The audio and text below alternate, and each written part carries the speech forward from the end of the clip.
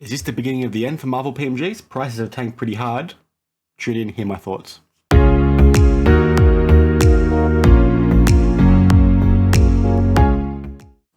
Hey everyone, Dan the Cardman back again. Welcome to another video. Glad to have you here. So, as you can see by the title, today we're going to quickly touch on Marvel PMGs. And this is something I've spoke about quite extensively over the past couple of weeks, past couple of months.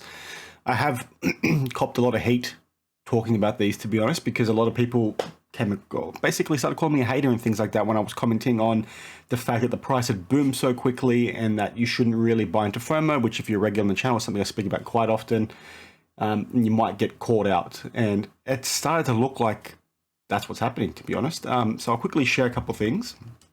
Now, this is back to my good friend, Meme James, good friend. We're not friends, but I use his content a lot, so he's a good friend.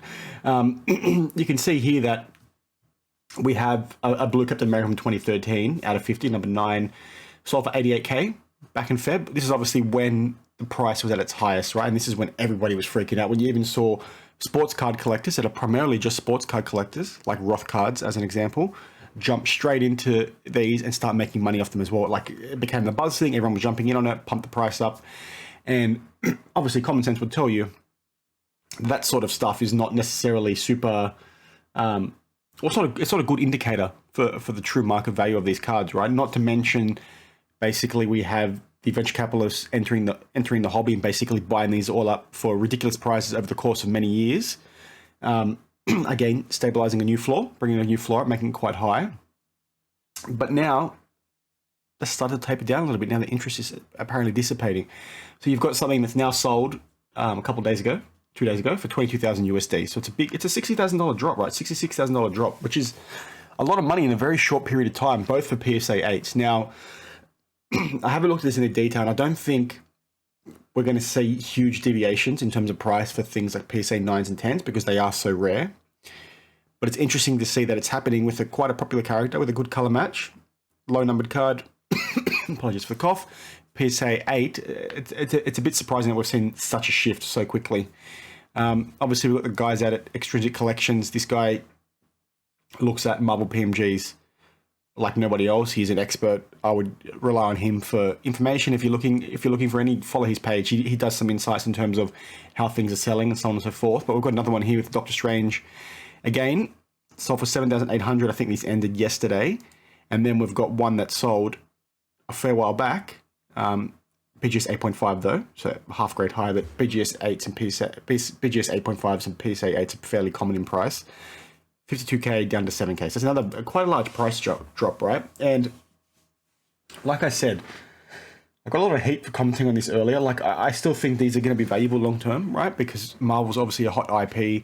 They're interesting looking cards. They're hard to get in good condition. They are actually low numbered, low short print sets. I don't know if it's going to be long term, but that kind of price that it was at was probably overstated, to be honest. And I'd be curious to see whether it keeps cooling or whether it does pick up again. If I was to be a betting man, I'd probably say prices are going to come down considerably, even further.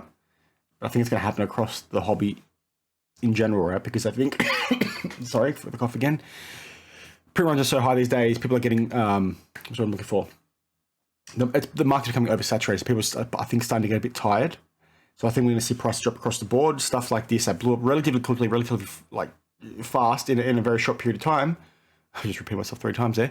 I think we'll see the price cool a bit further, get a bit more affordable, especially with the lower grade cards, and then also for the less popular characters. Like Doctor Strange is not the most popular character. Maybe he had a bit of a boom following the Spider-Man movie. He's got his own movie coming out again, similar to comic books. I don't think he's going to be one that's going to be mainstay, but who knows? I'm speaking in circles here.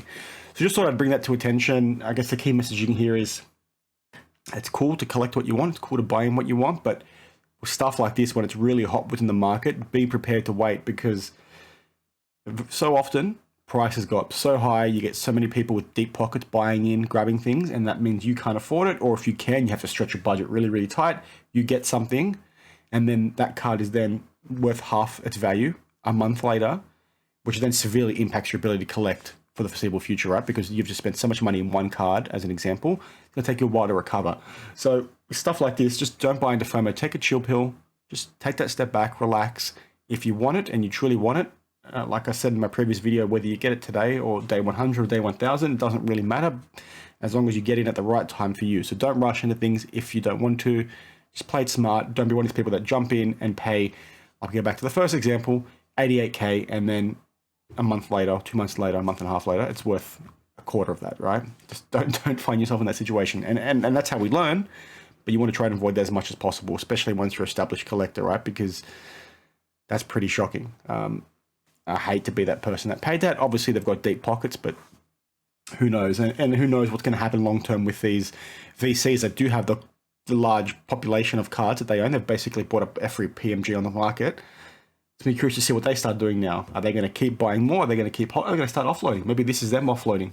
I don't know where these cards have come from, but that's something to sort of watch your space. Just be very cautious of what you're buying into. Do your research and you should be fine. That's sort of it. Very quick video today. I didn't want to go into too much detail. I don't have any PMGs myself. I have owned some in the past a long time ago.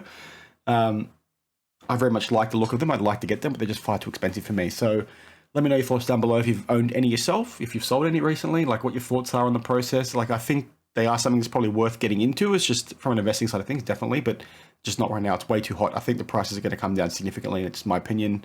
Screenshot this, come at me again, like people already have. It is what it is. Everyone's allowed their own opinion. That's mine.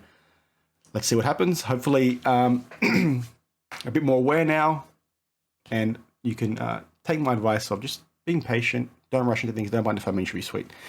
Let me know your thoughts down in the comments below. Thanks for watching, and as always, I'll see you in the next one. Cheers.